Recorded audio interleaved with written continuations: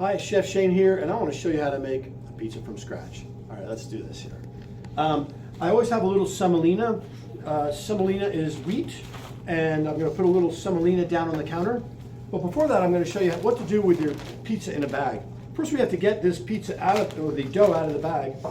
We want to handle it as little as you can, because that'll activate the gluten. So rip it down the seams on the side. One seam, here comes the other seam, down the seam.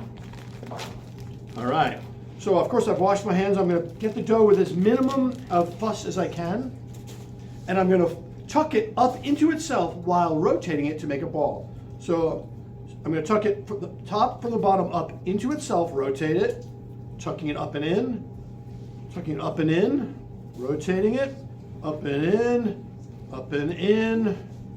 So I made a little ball. It's got a little crease at the bottom. So this is going to have to rest for about 15 minutes here, at least. So I'm going to put it right there because the gluten is still a little activated. So kind of there resting. Now, this is one that has been made into a ball and has already rested. So a little bit of semolina flour, not much. Again, I'm going to be really gentle. So I'm going to put it down here, but I'm going to put it, the top down. That way it actually slips around. If I put the gooey side of the semolina, it would immediately kind of stick. So my hands have been washed. I'm going to kind of push it out. The edges, I'm not squishing it out. I'm mostly pushing it down and a little out. Now notice I'm moving it around to catch some more semolina. Otherwise it sticks. If this sticks to the table, it will not expand properly. So quite frankly, I've made a little flying saucer here. You can see that in the middle, it's convex, a little dome in the middle there, and flat on the sides. Now there's a lot of ways you can do it. You can actually spin it like this now, which is the Domino's way, or I can actually get it in my hands and flip it. This piece is a little bit too small to really flip. I want to flip it out of the shot. So what I'm going to do is I'm just going to kind of press it out. Now, on a good day, I would let it rest for a minute, then I would come back. I just don't have so much time in this demo.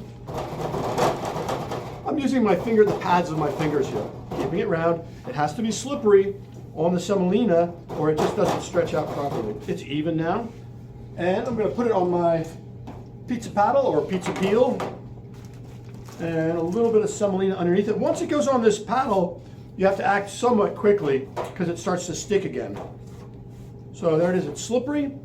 I'm gonna coat this with a little bit of sauce. This is not my saucing moment at all. This is just to smear a teeny bit of sauce on while I pre-cook it. Just because of our ovens, I'm gonna have to pre-cook it. In some ovens, you can just cook it all the way. I'm going all the way to the edge with the tomato. So just a little bit for the pre-cook. Then I'm gonna put it on a pizza stone, and I'm gonna pre-cook it for about 2 or 3 minutes. Could I get in that oven, please? All right, I'm about done here, folks. I start on the back of my pizza stone and slide it in.